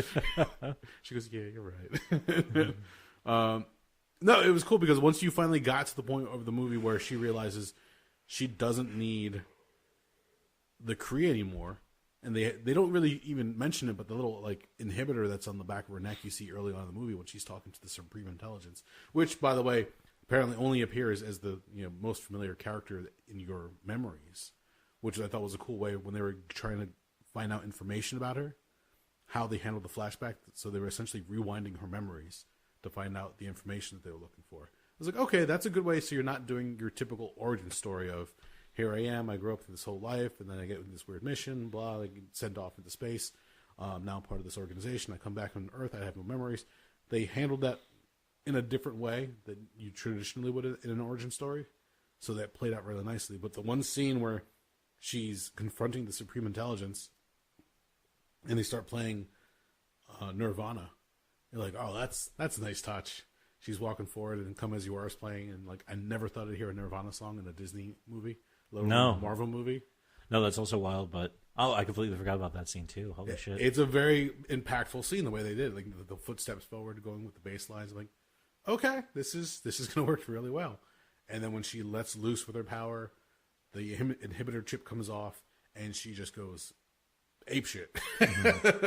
And at that point you showcase what she can do. To the point where even Ronan is standing on the bridge of his own ship goes, yeah, I'm not fucking with that. Yeah, he was like, turn around, we're leaving now. Which actually, it also helped make sense because they played it up at the end of Infinity War, like, okay, if they get Captain Marvel in the mix, then they actually have a fighting chance against Thanos. Yeah. And me not really understanding what the fuck Captain Marvel was, I was like, what's the big difference? I don't know. Because I didn't understand what the powers were, but after seeing that, especially, where she flies just shredding a fucking intergalactic warship. Yeah. Or she even pulls like a Superman-esque maneuver of, okay, missiles are being fired at Earth. She grabs one, stops it in midair, and throws it back at the other one so everything blows the fuck up. Yep. I was like, okay, so she's going to be like, her and Thor together would probably be enough to really fucking, I know there's going to be some weird time shit in fucking Infinity and Avengers Endgame because they kind of gave it away in the newest trailer that came out, I think a couple days after Captain Marvel opened, because that was the one trailer where you saw her in it. Yes. Yeah, that entire scene with her and Thor. So, yeah, they've kind of played that up now where it's like, okay, yeah, shit's going to get weird too, but also, yeah, she's going to be bringing the appropriate firepower where if there's not at least one scene of Captain Marvel, Hulk, and Thor just like doing like a gang beatdown on Thanos, I'm gonna be pissed. It's the new Hollywood blondes. It's like I just want to see all of them just like it's like you got to put it in there. They have to make up for the sins of that goddamn clusterfuck X-Men 3: The Last Stand. Oh shit! Where I'm still pissed off. 12 plus years later, I'm still pissed off you didn't get a sick fight scene between Juggernaut and goddamn Colossus. Oh, that would have been great. Especially if they'd even wrapped it up with the fucking fastball special where Colossus just picked up Wolverine and just chucked him as hard as he could at fucking Juggernaut. You've been thinking about this for a while, haven't you? That very night, I went to go see that. I walked out of the theater, lit up a cigarette, looked at all the people I was with, and just was like, fucking bullshit. That was bullshit. I just wanted to see those motherfuckers I wanted to see them just hitting each other with cars over and over again. I don't think that's too much to ask. There was a little bit of a fan theory saying that, Captain Marvel comes back, she's so strong, she's going to take out Thanos. I'm like, not necessarily. Think about the narrative of the film so far as Infinity War is concerned. Thor is the one who lost the most before the snap. Mm-hmm. Like, his whole world, as far as Asgard, is destroyed. He loses his friend in Heimdall. His father's dead. His brother's dead. His mother was killed. Allegedly. His brother's dead. Yes. A lot of his people what was left of his people were on that ship, and they kind of allude to the fact that Thanos and his bunch fucking slaughtered them all. Yeah, they said that even though that Thanos might have killed the majority of the Asgardians on that ship, it's a possibility that some of the Asgardians could have survived the drifting in space, because Thor himself did, and he's Asgardian. So their biological makeup is a little bit different. That's what lends itself to, they're saying, Valkyrie from Ragnarok. She's been seen on some of the movie posters, so she might be coming back. Oh, cool. But the through line so far is that Thor is the one who has so much personal loss, and that he just, at this point, wants to take out Thanos, which is why the whole line of him, should have gone for the head rather than stabbing Thanos in the chest with the Stormbreaker. So everybody's like, it's going to be Captain Marvel who's going to be taking down Thanos. Like, I don't doubt that she's going to be a huge point, or at least part of that plan where they take him down or weaken him. But I get the feeling that Thor is going to be the one, if anything, if they're going to go for a killing blow, which, let's face it, most villains in Marvel movies don't live that long. They get maybe a movie at most, but Thanos was fortunate enough to win in the first film. Well, they've been building him up as the top heel since 2012. Top heel. It's true. It's true. I just love that term. No, you're right. And for that fact, I get the feeling that if he's going to go down, because, it was Thanos and Loki that orchestrated the attack on New York in the first Avengers film. It was Thanos trying to get all the stones at this point. So all this comes down to him, and Thor has lost the most due to the Infinity War, the Infinity Quest at this point. So I get the feeling that Thor will be the one who finally gets to get the final blow, if that's the case. Or if they let him live, I don't know what's going to happen. That's a different story. It comes down to how they want to close it out. I just hope that they stick the landing with the ending and give you a satisfying finish to this big battle. Because they're fucking just racking it up like crazy just to get you amped. Because that trailer for Endgame, they've already come out and said, oh yeah, we've manipulated some of the footage so you're not actually getting footage from the movie, and we've omitted certain characters from the trailer.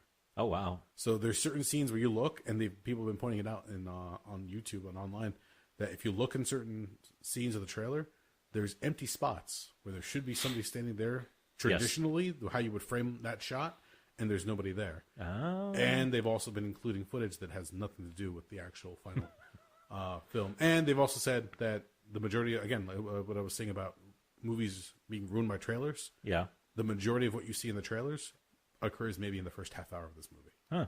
And the movie has now been reported to be 3 hours and 2 minutes long. Jesus. So if you need to go to the bathroom, go beforehand. I was going to say. Or grab one of those bags and just tie it on you. I thought you were going to say piss in a cup. That too, depending on the theater, but I don't know if that's going to be nice.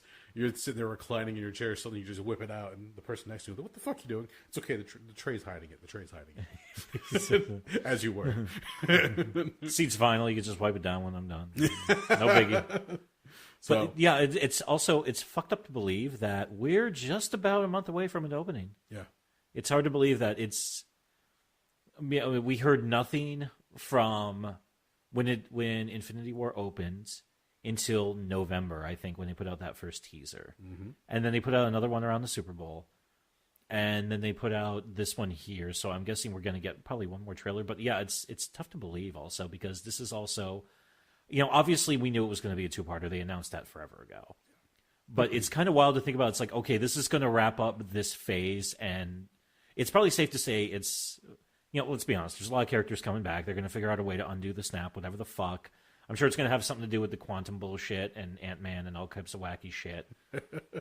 But also, yeah, I Smart Money says at least one of the major characters is going to die. Yeah. Or something's going to happen where they're going to be done. Smart Money says it's either Cap or fucking Iron Man, so... Well, once again, they're talking about there are two things in that. One, as far as the passage of time, if you watch the trailers, this is not me. This is people who have far too much time on their hands because within like the first few hours of the trailer being put online, people are already like dissecting it for Easter eggs and things in the background. Yeah, well, that's what people do because that's how they make their money because they monetize these videos. Well, one of the things that people were pointing out was that if you look at Black Widow, in Infinity War, she has blonde hair. So it's like cut short. When you watch the trailer for Endgame, she's got the blonde hair again, but at one point it's longer and she's braiding it now. At another point now it's back to being a redhead, but she's got blonde tips, so she's let it grow back her regular color. So some time has passed after the events of Infinity War. They're saying maybe even a couple of years where they're trying to figure out how the hell they're going to reverse the whole the decimation. That's what they're calling it. The snap that he does, the snapping. Again, I wish it was called a snappity. Not my terms, but somebody else. No, that's good. You should have taken credit for that. No, it's more along the lines like Shyamalan. Okay. But they're trying to figure out what the hell happened. And there's even the one scene where Ant-Man shows up at the Avengers compound, and Captain America asks, is that archive footage or something along those lines? Because if you look up in the corner of the video feed, it's got a different time stamp or a different year stamp for that. So Ant-Man came out of the quantum realm at some point in time on his own, but we don't know where he landed as far as the timeline. Oh, so maybe he figured out on here, oh fuck, this is not the Avengers, this is still a Stark facility. Let me get back in and pop back out and see what happens. And then maybe he gets lucky and finds the right time zone. Because there's also the scene where, again, whether this is actual footage, where Paul Rudd is walking down the streets and you see a lot of missing posters on trees, but you see the posters are like all ratty at this point and they've been hanging for a while. So that, again, lends itself to some passage of time, but we have no fucking clue what's happening at this point. Because Disney now owns just about everything, because it's been a couple of weeks already since the Fox deal was signed off on. Okay. I really hope that they'll even have them jump in and out of other movies that each one of those actors was in. I know that's probably not going to happen, but I want a scene where all of a sudden somebody's like, Cap, I finally found you, and it's like they're actually talking to Chris Evans from like Fantastic Four 2005, and he's just like, what are you talking about? I'm whatever the fuck that character's name was. the flaming dickhead. Johnny Storm. There you go. Or there's another scene. Flaming Dickhead was a Dark Horse character. Or there's another scene where all of a sudden Killmonger's back alive and he's also Johnny Storm. Deadpool's there, both versions of Deadpool. I don't fucking. I kind of want Paul Rudd to just go back and be and revisit. That could be a whole side quest of Paul Rudd, almost like in a Deadpool-esque kind of scene. Yeah, breaking the 12th wall. Just going into all these other movies where like you're looking for Killmonger and you end up in Creed 2. You're looking for Chris Evans, you end up in like not another teen movie where he's standing with fucking whipped cream on his chest and on his crotch. You just keep going. He ends up actually talking to himself from 1996 when he shows up in Halloween: The Curse of Michael Myers. You got me before I got myself. Okay. And people are like, "What are you doing? You should be up in that apartment spying on the neighbor's house, the old Myers household." And he was like, "Where the fuck am I?" That could be good. All you need is the suit, because you can pretend that you're Paul Rudd in the suit and run around just making all these fake fucking scenes. Yeah, goddamn, almost like an MST 3K. Just go through and just keep fucking with everything. Yeah. Oh my god. Somebody's gonna come up with that. Actually, and also remember too, Fox now, and I don't know if this is gonna be the case. This is probably like fucking swinging for the fences. But at the end of Deadpool 2, he gets the time travel device from Cable. Because, yeah, the entire fucking, like, closing thing is him just doing crazy shit with it. Like, fucking shooting himself in the head when he's reading the Green Lantern script and whatever the fuck else happens. But yeah, it would be even funnier if somehow that plays a fucking role in this goddamn thing. Because at this point, the sky's the fucking limit. There have been multiple rumors at this point saying that Deadpool might have a cameo at the end, like one of the bonus scenes, which is entirely possible. You never know. If the Russo brothers do want to go out on a comedic note and say, here's a little one for the fans, for some fan service, entirely possible. There have been other Stan Lee cameos filmed, so you'll see a few more still. But there's been a call from some fans for Deadpool to take over the cameo scenes. So you'll just see Deadpool popping up in different parts of the MCU. That's fine with me. It depends on how it's done. It could be done in a good way, but at the same time, they have the technology where they can literally just recreate Stan in almost any movie at this point. I don't know if they really want to. I mean, that is a little bit distasteful that now that he's passed. Yeah. It's like it's like he's been in every Marvel film up to date, if I remember correctly. For the most part, yeah. Okay, well, he wasn't in the fucking Punisher Warzone or fucking the goddamn the fucking Ghost Rider movies. He should have been. He's been appearances in Spider-Man, in X-Men, and he's in pretty much every MCU movie. Yeah. But there's a few of them that, Blade was one that he was cut out of because just for running time. But it's entirely possible that they can continue that. But I can see where the fun part would be to have Deadpool, because now you have him. He's back home, essentially, under the Marvel Disney umbrella. Plus, on top of that, even some type of gag where for some reason all you need at the end of the movie, all you need is fucking Deadpool and fucking Wolverine to wander in a scene, and people will just fucking cream themselves. And they've got every opportunity to do it. I mean, Jesus fucking Christ, they even have enough time to film it now, cut it, and splice it in. Yeah. So this is no real surprise to anybody if you've been following the whole merger between Fox and Disney, but there was word at one point that Feige went to his writing team and said, I want you to develop 2 scripts or 2 plans, essentially. Not scripts necessarily. 2 plans. One, an MCU with the X-Men, and another one, MCU without the X-Men. So there's no super, detailed plan yet, but just an idea of what they can do. Because at one point, you had one of the crossover events in the comics for the summer was Avengers versus X-Men. Yeah. Which was a pretty good storyline. It ended up with... it involved the Phoenix Force, and they had the Phoenix Force split up amongst 5 individuals in the Marvel Universe, and they actually referred to them as the Phoenix Force 5, which sounds like a bad 70s superhero team. Yeah, that sounds like something that somebody would be talking about in the fucking Quentin Tarantino movie. Exactly. Yeah. Was it like Fox Force 5 or something like that? They Fox Force 5 was one from Pulp Fiction. So, yeah, that's exactly what it sounded like. But the way it played out in the comics was really cool, but there's a lot of things they would have to get in place. But again, like we've seen with Civil War in the comics, that played out much differently than it did in the movies. They just take the basic overall theme and try to go for it. So the idea of registration versus anti-registration as far as superheroes. Yeah, they just reworked it into the Sokovia Accords, if I remember correctly. And it worked for the films. It made it more exciting. I don't know. It's one of the cool things about the Marvel films is that they have their villains. It's instead of everything kind of being a self-contained affair, it's a direct line. So it's like, okay, the events of Age of Ultron influenced Civil War. Yes. And you kind of saw how the entire progression of how everything works. So. And you're not just having the big bad guy that yet they have to fight against. The bad guy manipulated, orchestrated a lot of it, but it's the superheroes infighting. And that can sometimes be a lot more exciting in Marvel than in other comic book industries or companies. Depends on who you ask. Yeah. I know some people hate superheroes fighting superheroes, but I don't know. Mileage varies by person, I guess. Look, in any comic book first initial meetup, let's say if it's Spider-Man and the Fantastic Four, they usually end up fighting or clashing the first few times. They're like, oh, no, we're on the same team. All right, let's team up and go against the bad guy. That's usually what happens. So that's old hat at this point. But Marvel's done it in the way in the films where it actually works out. So Civil War was fun because you saw them all clash, but then they had to come together for Infinity War, even more so in Endgame now. So hopefully that culmination gives you that, that satisfying ending. And Captain Marvel was just the little appetizer before the big event happens. Like, all right, we showed you Infinity War, but before the end, let's jump all the way back to the beginning and introduce this character. She's been around for the entire time, but she hasn't been referenced just yet because she's super secret, and now she's the ace up the sleeve, essentially, of Fury. Yeah. Who apparently his kids, his mother, everybody calls him Fury. Not Nicholas, not Nick, just Fury. What do you call your mother? Fury. Yeah, there you go.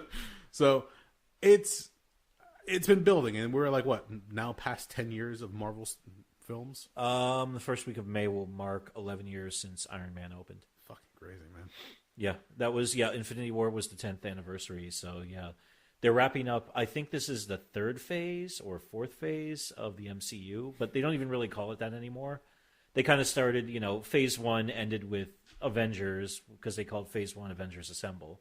And then I think phase 2 wrapped up around Ultron or thereabouts. Each Avenger film finishes off the phase, essentially. Yeah, so it's kind of interesting where we are now because it's obviously between the mergers and everything being so developed and there's so much money coming in and this is such a profitable fucking huge property that that they're getting more and more teams in there. And Kevin Feige, obviously, I'm pretty sure the guy knows what the fuck he's doing. Oh, yeah. Yeah, and he's continued to fucking recruit some great talents for all the fucking directors and stuff like that. So, yeah, it's really cool because, I'm curious what we're going to be talking about in 3 months once we get the first whispers. I'm very interested what happens at San Diego Comic-Con this year. Oh, my God. Because they're going to have an MCU panel, and there's going to be some crazy fucking shit that fucking gets announced there, I think. I don't doubt that San Diego will have some reveals. Yeah. But don't look at San Diego. Look at Disney's D23 Expo. I forgot about that. Because they've realized, look, why are we going to go to somebody else's convention and showcase everything? Yeah, we'll show some stuff. I think last year they kind of shied away from it. And they said D23 was we're going to show everything. That's where they showed the initial trailer. And people were freaking the fuck out when, we've talked about this before. If you go to Pornhub, you can find the Infinity War trailer before it was shown to the public. Yeah. People were sniping it off of D23 and then loading it up to Pornhub so you could watch it there instead. So you could see on the big screen in the little auditorium that they had, Thor landing on the windshield of the Guardian ship, or Iron Man with the nanotech armor running around. So all these little things, all right, they'll showcase that. But rather than do it at San Diego or NYCC, they said, fuck it, we're just going to show it in our home turf. Mm-hmm. And that way we can show it to a select group. It's exclusive unless you're stealing it with your phone. And at that point, from there, they can recut another trailer and show it to the public later on. But again, gotta wait and see. And they've now referred to as Phase 1, 2, and 3. It's not just the phases anymore because I don't think they want to keep calling them just phases throughout. They're now referring to Iron Man all the way to Endgame. They're referring to it as the Infinity Saga. Oh. So in true comic book form, it's the collected edition. And there was a cable company that's putting out a request for somebody to watch all 20 Marvel films back to back to back to back and tweet about it or post about it on social media. Oof. They're willing to pay you, I think, $1,000 if you sit down and watch every movie back to back. Oh, God, that's 20 films. That's about 40 hours. So about 48 hours you're looking at of nonstop Marvel movies from Iron Man all the way up until Infinity War, so you can get the full effect and get ready. That sounds unpleasant, actually. It was amusing when it's like, oh, I'm going to go watch 4 movies before, because when people were doing like the film festivals before the first Avengers, all you had was Iron Man, Hulk, Iron Man 2, Captain America, and fucking Thor. That's 5 movies, that's 10 odd hours. Yeah, now we're quadruple that for shit's sakes. You got to be careful because you're sitting there for 2 days straight. You're probably just going to be drinking down fountain drinks, popcorn, junk food. Is there a theater actually doing this? No, apparently from what I can recall reading the article, that apparently you do it from home. Okay. And you can actually, I guess they'll send you whatever media that you need, and you can do it and just stream or tweet about it or post about it so that you can give the experience. I'll be completely honest, I actually thought about it. Really? But just take a week off of work and say, fuck it, we're going for it? There's 3 words that came to mind as I kept reading this story, and that's deep vein thrombosis. Yeah. And that's if you sit for a long enough time and then suddenly you go to stand up, a clot will form somewhere in your bloodstream, and when you go to stand up, that'll go right to your brain, and you're done. Or it actually can go to your heart, too, and kill you that way as well. Either one. Yeah. That's why if I was going to do that, I'd actually keep like a fucking 40-pound kettlebell next to me. So, yeah, it's like, okay, every hour on the hour, I have to stand up and like do some, and just like throw around a fucking kettlebell for a little while. But also at that point, it's like, oh, you don't want to get too sweaty because, you're not going to be showering for several fucking days. Well, I'm sure you could probably take a break here and there. Oh, You probably like jump in the shower real quick. Like, oh my God, I got to, go to grab something to eat, or I have to run to the bathroom. They're not going to like lock you into one room. I wasn't sure how freaky people were going to get over this shit. They're going to lock you into like a fucking like stirrups and force feed you junk food. Like, you got to watch this, legs spread up in the air. You can't move at all. They'll eventually pants on. They'll like a gerbil feeder with like water just dribbling down drops of whatever syrupy drink you have. That's just like a horror. It's like the beginning of Robot Chicken. I was gonna say, I'm reminded of the video for Happiness and Slavery.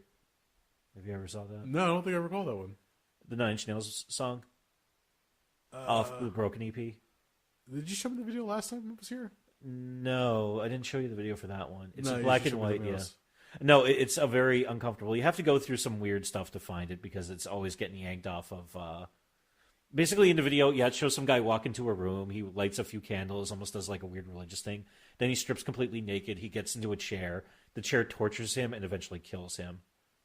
Oh, wow. Okay. Yeah, it's pretty fucked up. But it's interesting because the guy who plays the victim is Bob Flanagan. That's the guy I told you about, that documentary Sicko, about the guy who used BDSM and masochism to help deal with the pain from his cystic fibrosis. Yes, and he was in it, because he became a famous like performance artist for all the crazy shit. That's the guy who famously, he without even like breaking or changing the tone in his voice, he could nail his cock to a board. No, fuck. Yeah, but then again, that's probably a drop in the bucket compared to how painful cystic fucking fibrosis is. Oh, this took a dark turn. Yeah, I was going to say, M say you to nailing your cock to a piece of wood. Yeah, but anyway, getting back on track. No, I think it pretty much does it. 2 days straight, 48 hours of watching a movie is akin to just nailing your dick to a board. Which I think I'd rather watch the movies. Okay, there you go. I'll make sure to fill out the information with your name on it. Okay. See what happens. Just the hate-filled tweets after like 2 hours. Actually, the thing is, well, if I had some creative pharmacology, I'd probably be okay. Okay. Because you might see something in a different light and get like different details. No, I just feel like I'm just going to relax, turn my brain off, and just go on the ride that is these movies. Yeah. I mean, because that's ultimately like people. I know there's a lot of people who are like, fuck those movies and fuck Disney and fuck MCU. But I was like, well, I mean, if you really feel that way, cool. But also on the same front, it's fun sometimes. It's like, okay, you're going to see a giant over the top action film with like just fun stories and this and that and everything like that. And granted, some of them are better than others. Nobody's going to argue that Iron Man 3 is as good as fucking Black Panther or Thor Ragnarok or fucking Winter Soldier. But also on the same account and this is why I've seen quite a few of them in the theater, is because it's just fucking fun to go and just be like, I just want to kick back and relax and just take me on a ride. Yeah. Take me on an adventure. That's what it comes down to. And it amazes me that there is a group now that has become so vocal against these movies.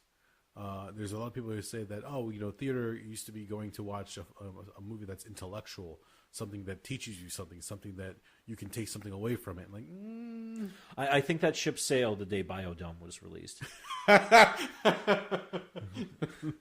was going to say, but that's the thing, though. There's still room for fucking that. I mean, there's still room for, again, in this current age of content, there is so much shit being made that for somebody to say, in particular, I hear Bill Maher and Mark Maron talk about how the Marvel movies or the comic book hero movies have essentially just like killing your brain when you're watching. There's nothing to them. They're just popcorn movies and what the fuck. Because real movies that you would go like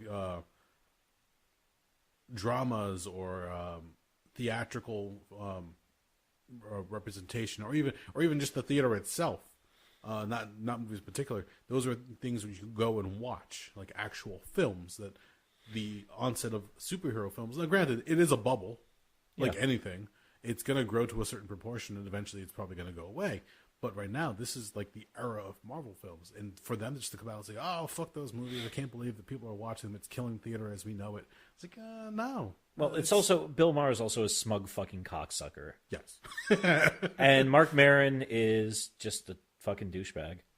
Well, Mark Maron has very little to stand on at this point, especially since he was recently in the filming for the new Joker film that's coming out with Joaquin Phoenix. I was going to say, yeah, so, okay, it's okay to take the money, but fuck you if you watch those. He went on a tirade about movies like this, and then, like, about a few episodes after that tirade, he actually had mentioned, okay, everybody's talking about it, so I'm just going to address it. Yes, I got offered a role in the new Joker film. I was like, fuck you. Fuck you right there. Fuck you, you crotchety old bastard. Well, it's also, and I'll be the first to say, I don't find Mark Maron funny, number one. So it's easy for me to shit on him. And even Bill Maher. Bill Maher is that type of smug liberal that makes people hate liberals. Sad but true, yes. In fact, yeah, there was a couple of times where I'm listening to him and it's like, I fundamentally agree with a lot of what you're saying, but the way you're saying it makes me want to punch you in the fucking face. And yeah, and also on top of that, his fucking piss poor fucking show, Real Time with Bill Maher, has once again reduced a lot of political fucking discourse to just like shitty humor. Yeah. And that's one of the things, and I fucking generally fucking get irritated by that anymore. It's times like that where I didn't watch it when it was on, but I really do miss Jon Stewart for The Daily Show. It was a different way to try to take some of the news that was coming out. You can either sit there and get enraged at it, or you could actually have somewhat of a laugh the way they covered it.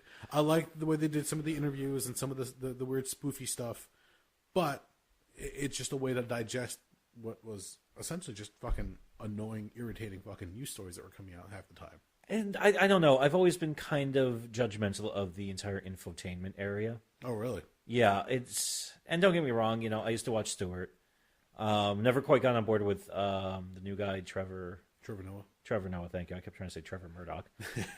I never really got on board with him. Even Colbert, I never really cared for.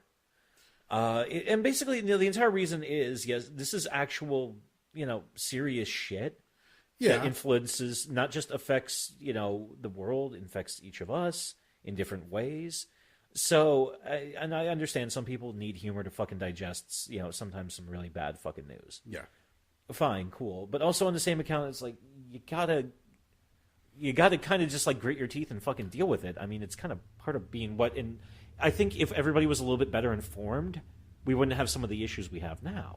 I agree. I know a few people growing up who never wanted to have anything to do when it comes to politics, or especially like real like hardline news stories. Mm-hmm. They would just ignore them and just go about their daily lives. Because a lot of times it really didn't affect them. But let's face it, eventually will hit home eventually. Yeah, you can only insulate yourself so much. Exactly. What shows like that, so as you refer to as infotainment, what that does is helps get it under the radar as far as their skin is concerned. Like, oh, I don't want to deal with that. I don't want to listen to that. But if they make a joke about it, they'll hear it and they're like, oh, okay, I get it. And then they might take some more interest in it. Daily Show helped a lot of people that I know that didn't want to deal with politics actually get into politics. Because it was, oh, this is what's going on. This is not just a joke. Yeah. Mm-hmm. They're just making a joke so they can get ratings and make you laugh and hopefully entertain you depending on what side you stand on. But after that, like, oh, okay. And then from there, they took it more seriously. Mm-hmm. Trevor Noah is completely different than Jon Stewart. Hell, Jon Stewart was different than, was it Craig Kilborn who did it originally? Yeah, Kilborn, that was, the Daily Show was kind of a different animal back in those days. So it's just a different way for people to get their news. I mean, hell, I know people who still fucking read and post Onion articles because they think it's funny, some of the satire that goes on there. Mm-hmm. Like, okay, I can see to what lengths they're going to for the joke, but the sad part is a lot of the articles from the Onion are not that far off nowadays. No, things have gotten so strange in the world in terms of politics, and I think we're due for a reckoning one way or another. But yes, I agree. Yeah, that's kind of where we are right now. I don't know, it's a strange era, but we've talked about politics before. It's really hard to sum up the entire fucking thing. No, yeah. And but my just getting back to my entire point is also, there's the infotainment thing, and also the reduction of complex issues to fucking memes also irritates the shit out of me, too. That gets frustrating as fuck, yeah, because they just do it to, like you said before, to trigger people. They just know it's going to piss off somebody. Like, I don't know fucking the names. If you want to, piss off a lip turd or whatever it's called, and they just make names for one each other back and forth. Again, it just comes down to the shit that I get frustrated with when it comes to politics is the whole tribalism thing. Yeah, my team's winning, therefore I'm awesome, and you're stupid. Okay, I'll put this out there for anybody that's listening and wants to get on that that track. If you're going to reduce it down to teams, and you're going to reduce it down to whether you're winning or losing, every team, whether they win, will eventually have to lose. Yeah. That's the way it goes. The pendulum's going to swing one way or the other. It just happens, what time period or what time frame. Yeah. So if you're winning now, suck it up when you're losing, because it's going to be even worse back then. Yeah. It's I heard a friend of mine refer to it as, all the people who were gloating when Obama won in 2008, all of a sudden, they were, the other side was then gloating when Trump won in 2016. Of course. And meanwhile, I'm sitting there thinking, it's like watching a really shitty football game. It is. No, because a lot of the issues I take, and this is why I wasn't, when I heard about the thing with the Mueller report, where they're starting to say, it's like, okay, no, for their findings, and Trump he said, didn't exonerate Trump, because that's not what the report was doing. My best interpretation of what's little has come out so far is the report is basically saying, it's like, I find Trump not guilty of collusion with the Russians during the 2016 election, not I find Trump innocent of it. Correct. Because he just couldn't fucking meet, I don't know, preponderance of the evidence or overwhelming evidence, whatever the fuck he was working off of in terms of, can I find anything linking him to that? But keep in mind, it's still fucking got a bunch of fucking indictments. Well, yeah. I mean, fucking that one goofball Manafort is going to jail for a while. Hopefully they send Roger Stone to jail too, because God, that guy just dresses like an asshole. And he looks like a fucking douchebag. And anybody with a Nixon tattoo probably should be smacked in the fucking mouth 3 or 4 fucking times. He has a Nixon tattoo? Yeah, on his back. Holy fuck. Okay. Yeah, Roger Stone's a fucking weird one. But anyway, getting back to the point. When you look at everything that way, instead of it, I was thinking of, I what they call the deep state now, everybody else has been calling the military-industrial complex for 50 fucking years. Yeah. And it's not even the same thing, because they're fucking bending it in different ways. And it's just every side has got, and also everybody refers to everyone else as a fucking monolith. It's like, oh, look at what the left is doing. I was like, no, there's a lot of different pieces of that. And you get pissy when people just refer to everybody on the right as the right, as one big fucking thing. It's like, no, there's tons of people who agree. You got your paleo-conservatives, your neoconservatives. You got your fucking, you got your weird alt-right kids. You got the people who actually have the balls to stand up and call themselves neo-Nazis. I miss them. I never thought I'd say that. At least they had the fucking guts to tell people where exactly they were fucking coming from when they fucking flew a swastika flag, when they were fucking marching up and down the street like a bunch of fucking knobs. But everybody else with their, we're using coded symbols and we're being ironic Nazis, but we're actual Nazis. It's like, grow a fucking pair. And with all that bullshit going on, it couldn't be an episode of the Rabblecast without me having at least one political rant. With all that going on, in the I'm world, sorry, I wasn't sure where you were going. That's part of the reason for escapism. That's the reason to go to the theater and have a fun time watching something that's a superhero film or a comedy or a thriller, whatever the case is. Mm-hmm. Whatever floats your boat, the genre of movies. That's a reason to go and enjoy it. Instead of somebody going, oh, that fucking movie sucks and that director, I can't stand them. Okay, then don't fucking go watch it. Ignore it. It's not going to bother you so long as you don't look at it. Yeah. But because of the way that social media and technology, anybody can get upset if you see something, if somebody posts a trailer or a movie poster, like, fuck them, fuck that, and fuck you all. Okay, you can go that route. Doesn't really help you, but okay. No. Instead of getting pissy about something as trite as a movie, why not get excited for something you actually want to see? Yeah, like champion something that you enjoy. Yeah. Whatever the case that is as far as a movie or music is concerned, if you enjoy it, find like-minded people. Enjoy it together. Otherwise, you're wasting your time. Put your energy to better use. What the fuck? As a perfect example, this happened to me on Saturday. So, if you have a subscription to the PlayStation Network, usually they give you a couple games free that you can download and play for the month. Okay. This month it was the remastered version of Call of Duty Modern Warfare, which is, it's hard to say, but I think it's about 11 years old at this point. Close to, yeah. I think it was like 10 years when they originally put it back out. So I was like, fuck it. I used to love the fucking Call of Duty games. Modern Warfare 2 and the first Black Ops I played the fuck out of. So what the fuck? I bought a 3-month membership, stack it to me. Maybe we'll get some cool stuff in future months. We're good to go. And Saturday I was playing, and, there were a couple of games where I was like, okay, I'm having a good time running around. Oh, that guy shot me. Oh, I shot him back. Okay, this is fun. Oh, I did the Hail Mary grenade throw where you chuck it blind across the map, and you just happen to you catch some poor sap who happens to be in the general vicinity of where it lands and blows up. But I was playing one game, and these kids they were in the same gamer clan, They were playing and just shithousing everybody. I mean, it was to the point where they were all like fucking like 15-1 or 15-2. Oh, Jesus and Christ. just kicking the shit out of everybody else because they had the fucking map locked down. They were calling out patterns. They had somebody doing Overwatch and fucking picking people off with a fucking 50 caliber sniper rifle. Jesus. Yeah, they had fucking he was probably calling out patterns to the guys who were watching fucking assorted choke points, so they were controlling the board very well. And, I ended up going like fucking like 5-10 or something like that, or just got the crap kicked out of me. I hate this. What did I do? What'd you do? I turned it off and I went and I did something the fuck else because I was starting to yell at the TV and call it a cocksucker. So I was like, okay, I'm not enjoying this right now. I'm going to go do something that I enjoy because it's a fucking Saturday. So I think I jacked off. You didn't go online and complain about the world and all the stupid shit? No, because I barely cared. 10 minutes later, I didn't give a shit. Yeah. In the moment, yeah, I was pissy. But I'm also old, so I actually have like some semblance of a fucking impulse control. One of my favorite stories when it comes to playing online, one of our friends, I won't mention his name, but he's, I think like 10, maybe 12 years older than I am. He's a father. He holds, a pretty good job. He's a respected individual. He'll play games online, especially Call of Duty. And I remember one time playing, and the words that flew out of his fucking mouth as he was just insulting everybody and assaulting them with words.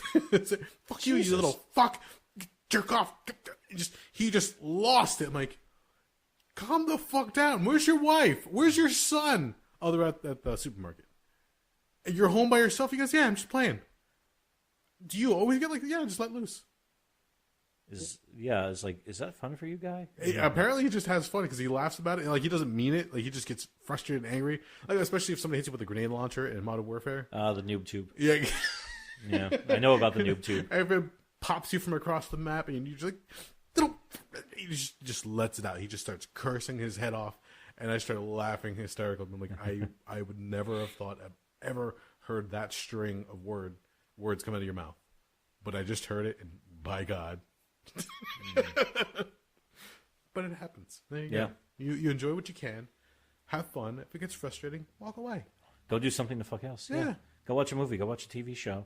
I mean, at this point, between video games, streaming services, everything else going on, Redbox, I mean, we have more access to stuff than ever before. Yeah. It's wild to think about, so. We're spoiled when it comes to content. Oh, God, yeah. And the fact that somebody can actually go out there and shit on certain things. I don't know. That takes a special type of person. And then the fact that there's groups, again, like the whole idea of trolling. Mm-hmm.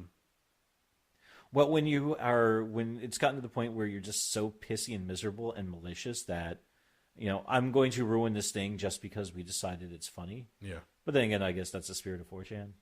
Come back to haunt us to a certain degree. Yeah, it really is. Yeah, because, I mean, then again, those fucking savages used to delight in fucking tricking each other into downloading kiddie porn. Oh, fuck.